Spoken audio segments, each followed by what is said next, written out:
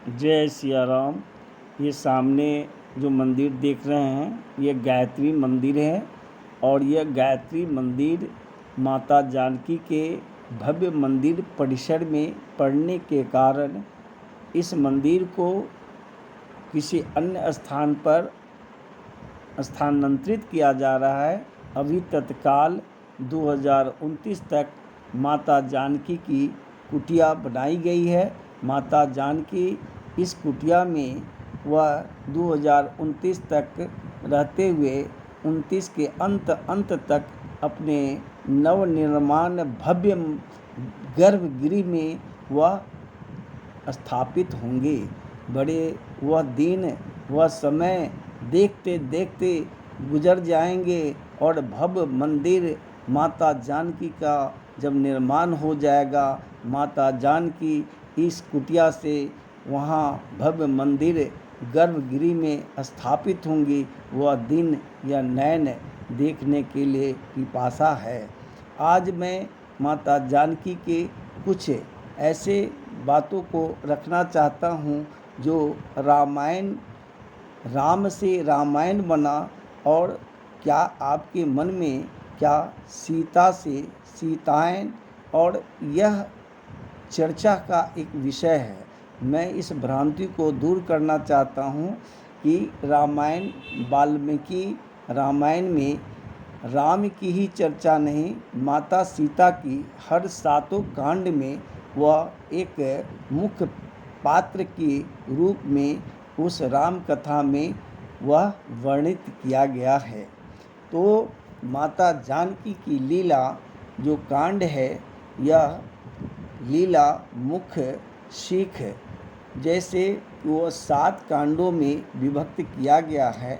जो पहला कांड बाल कांड से हम जानते हैं।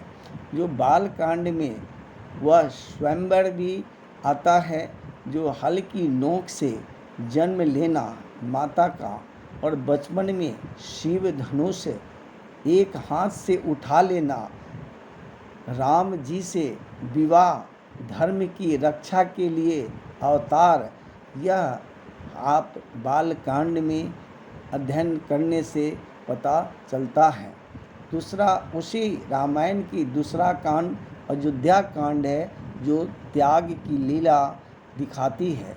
राजमहल छोड़कर माता जानकी 14 साल बन जाने का हठ कर लेती हैं।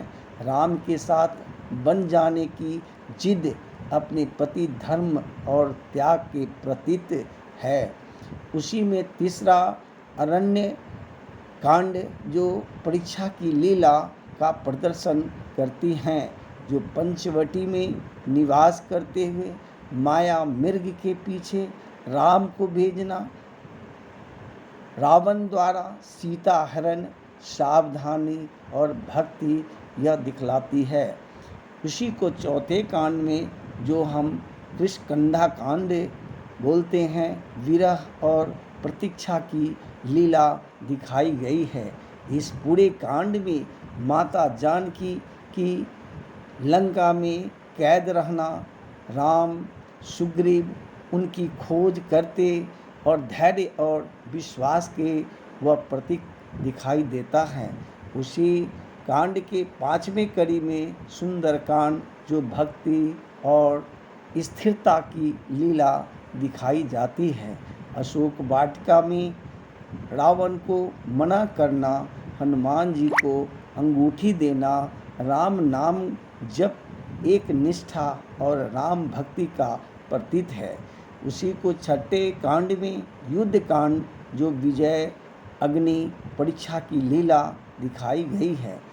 रामायण में रावण वध के बाद सीता जी की अग्नि परीक्षा अयोध्या वासी के द्वारा पवित्रता और सत्य की जीत का प्रदर्शन और उनका ऐसा प्रतीत दिखाया गया। और उत्तरकांड में हम करुणा और धरती में समाने की लीला देखी गई है। लोक का पदवाद के कारण वनवास, वाल्मीकि आश्रम में लव कुश को जन्म देना, अंत में धरती माता की गोद में समाना मर्यादा और बलिदान के प्रतीक देखी गई है। इन सारी बातों को देखने से आप यह समझ सकते हैं कि सुंदरकांड सीता जी का कांड है। 5वें कांड का नाम सुंदर इसलिए है क्योंकि यहाँ सीता जी का चरित्र सबसे सुंदर रूप में दिखता है, दुख में भी अडिग है। आप देखेंगे सीता जी बिना रामायण अधूरी, रावण वध के कारण सीता हरण है, धर्म की स्थापना का कारण सीता जी का वहाँ त्याग है।